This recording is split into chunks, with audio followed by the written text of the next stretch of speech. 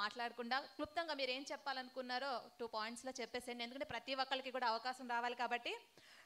ఇప్పుడు ఆవుల నరసింహారావు గారు బీసీ సంక్షేమ సంఘం జాతీయ అధ్యక్షులు గారు మాట్లాడవలసిందిగా కోరుతున్నాను.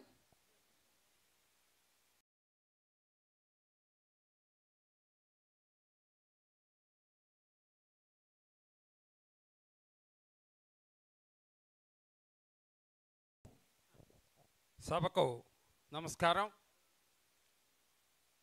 ఈనాటి కార్యక్రమాన్ని ఈ బీసీ మహాసదస్సుని ఏర్పాటు చేసినటువంటి బీసీవై పార్టీ అధినేత, బీసీల ఆశాజ్యోతి, ఈ రాష్ట్రంలో బలహీన వర్గాలపైన ఎక్కడ దౌర్జన్యాలు జరిగినా, అన్యాయాలు జరిగినా తక్షణమే ప్రత్యక్షమై అన్యాయాన్ని ప్రశ్నిస్తున్నటువంటి దీశాలి సోదరులు బోడే రామచంద్ర యాదవ్ గారు, ఈ మహోద్యమంలో మేము సైతం అంటూ ఈ కార్యక్రమంలో భాగస్వాములైనటువంటి సామాజిక ఉద్యమకారులు పూర్ణచంద్రరావు గారు, వేదిక మీద ఉన్నటువంటి అనేక రకాలైనటువంటి సామాజిక ఉద్యమ బాధ్యులు, వేదిక ఈ రౌండ్ టేబుల్ సమావేశంలో ఉన్నటువంటి అనేక బీసీ కులాల నాయకులు, అనేక వివిధ సంఘాల బాధ్యులు అందరికీ కూడా పేరు పేరున జాతీయ బీసీ సంక్షేమ సంఘం పక్షాన ఉద్యమాభివందనాలు తెలియజేస్తూ, మిత్రులారా, ఈరోజు ప్రధానమైనటువంటి 4 అంశాల మీద బీసీలకు అనేక డిమాండ్లు ఉన్నప్పటికీ కూడా ప్రధానమైనటువంటి 4 అంశాల మీద ఈరోజు చర్చా కార్యక్రమంలో మొట్టమొదటిగా బీసీ రక్షణ చట్టం కూటమి ప్రభుత్వం అధికారంలోకి రావటానికి గాను బీసీలను మభ్యపెడుతూ ఒక అంశాన్ని తీసుకురావడం జరిగింది. గత ప్రభుత్వం హయాంలో అనేక గ్రామాల్లో, అనేక ప్రాంతాల్లో బీసీలపైన దాడులు దుర్మార్గంగా జరుగుతున్నాయి. దీన్ని అరికట్టడానికి మేము అధికారంలోకి వచ్చిన వెంటనే బీసీ రక్షణ చట్టం తీసుకొస్తామని స్పష్టంగా వాళ్ళు ప్రణాళికలో ప్రకటించడం జరిగింది. మిత్రులారా, ఈ రోజుకి కూడా ప్రభుత్వము తద్వారా బీసీలందరూ ఆకర్షితులై పెద్ద ఎత్తున ఈ ప్రభుత్వానికి అధికారం కట్టబెట్టడం జరిగింది. అయితే కేవలం బీసీ సబ్ కమిటీని ఒకదాన్ని వేస్తున్నాం రక్షణ చట్టం గురించి అని ప్రకటించి నామమాత్ర ప్రకటన మాత్రమే జరిగింది. కానీ నేటి వరకు బీసీ క్యాబినెట్ సబ్ కమిటీ ఒక్క సమావేశాన్ని కూడా రక్షణ కమిటీ పేరుతోటి ఏర్పాటు చేసినటువంటి పరిస్థితి లేదు. ఏ ఒక్క బీసీ సంఘ ప్రతినిధులను పిలిచి సమావేశపరిచి అడిగినటువంటి దాఖలాలు రాష్ట్రంలో లేదు. కనుక తక్షణం మనం ఎట్టి పరిస్థితుల్లో కూడా ఏదైతే మీరు స్పష్టంగా హామీ ఇచ్చారో బీసీ రక్షణ చట్టం తీసుకురావాల్సినటువంటి అవసరం ఉంది. నిజంగా మీరు బీసీలకు ఏదైనా మేలు చేయాలని చిత్తశుద్ధి ఉన్నట్లయితే వెంటనే బీసీ రక్షణ చట్టాన్ని తీసుకురావాలని మనందరం కూడా గొంతెత్తి చాటాల్సినటువంటి అవసరం ఉంది. ఏదైతే బోడే రామచంద్ర యాదవ్ గారు ఒక దీశాలిగా ఈ నినాదాన్ని తీసుకున్నారో మనందరం కూడా అడుగులు వేసి ఆ మహోద్యమంలో భాగస్వాములు కావాల్సినటువంటి అవసరం ఉందని మీ అందరికీ కూడా విజ్ఞప్తి చేస్తూ ఉన్నాను. రెండో అంశంగా ఇవన్నీ కూడా కూటమి ప్రభుత్వం చెప్పిన మాటలే, స్పష్టమైనటువంటి హామీలే, ఎన్నికల ప్రణాళికలో పొందుపరిచినటువంటి అంశాలే. గత ప్రభుత్వం అన్యాయంగా బీసీలకు ఉన్నటువంటి 34% రిజర్వేషన్లను 24% తీసుకొచ్చింది. మేము అధికారంలోకి వచ్చినట్లయితే స్థానిక సంస్థల ఎన్నికల్లో బీసీలకు 34% రిజర్వేషన్ తీసుకొస్తామని స్పష్టంగా ప్రకటించడం జరిగింది. ఈ రోజుకు కూడా ఏ ఒక్క మంత్రివర్యులు కానివ్వండి, సంక్షేమ శాఖ మంత్రివర్యులు కానివ్వండి, ఇతరులు ఎవ్వరు కూడా దీని గురించి ప్రస్తావించటం లేదు.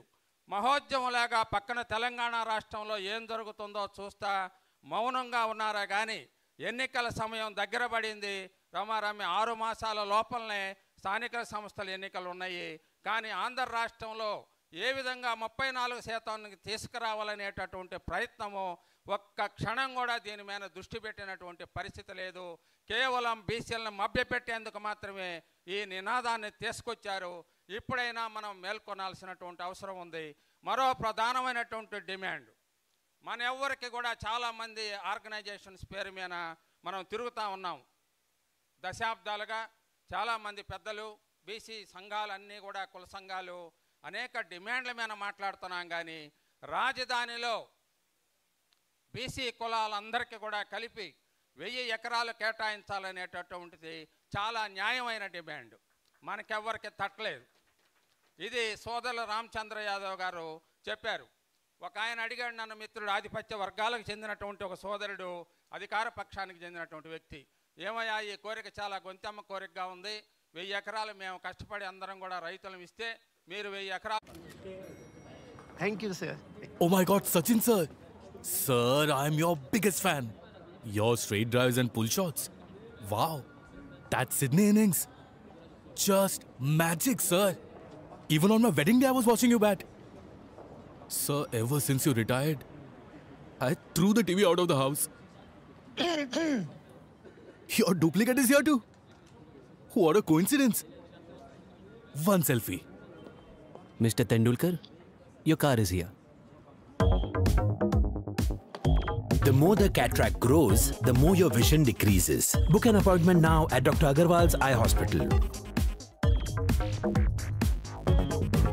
చంద్ర యాదవ్ గారు చెప్పినటువంటి న్యాయమైన డిమాండే సామాజిక భవనాల నిర్మాణం కోసం, భవిష్యత్తు అవసరాల కోసం, సామాజిక అవసరాల కోసం ఖచ్చితంగా బీసీలకు కూడా ఇంతకాలం కూడా సమాజంలో సేవా వృత్తుల ద్వారా, కుల వృత్తుల ద్వారా, చేతి వృత్తుల ద్వారా ఈ సమాజంలో సంపద సృష్టించి విద్యకు దూరమై మాత్రమే వెనుకబడినటువంటి వాళ్ళమే. కానీ మరి ఏ నైపుణ్యంలో కూడా బీసీలు ఎవరు కూడా తీసివేతలు కాదు, దోపిడీని అలవాటు చేసుకున్నటువంటి వాళ్ళు కాదు.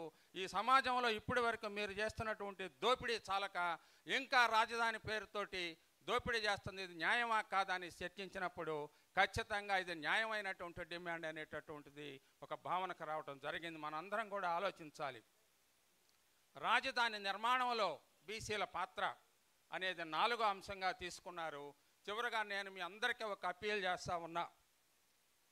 రకరకాల సంఘాల పేరుతో కానివ్వండి, కుల సంఘాల పేరుతో కానివ్వండి, దశాబ్దాలుగా మనకంటే మన పెద్దవాళ్ళు అనేక డిమాండ్ల మీద గొంతిప్పుతూ మాకు అన్యాయం జరుగుతుంది, 77 సంవత్సరాలు మన రాజ్య పరిపాలనలో బీసీలకు న్యాయం జరగలేదు అని చెప్పి మనం గొంతెత్తు చాటుతున్నటువంటి పరిస్థితుల్లో ప్రత్యామ్నాయ రాజకీయ శక్తిగా రాజ్యాధికారం లక్ష్యంగా మన అందరం కూడా ఇప్పటి వరకు నినదిస్తూ ఉన్నాం. ఇటువంటి ప్రత్యామ్నాయ రాజకీయ శక్తి మన ముందు ఉన్నప్పుడు మనందరం కూడా దీంట్లో భాగస్వాములు కావాల్సినటువంటి అవసరం ఉంది. ఖచ్చితంగా ఏ బీసీ సంఘం కానివ్వండి, ఏ కుల సంఘం కానివ్వండి, ఈ మహోద్యమంలో పాల్గొనకుండా బయట ఉన్నట్లయితే వాళ్ళందరికీ నేను ఒక సావధానంగా అప్పీల్ చేస్తూ ఉన్నాను.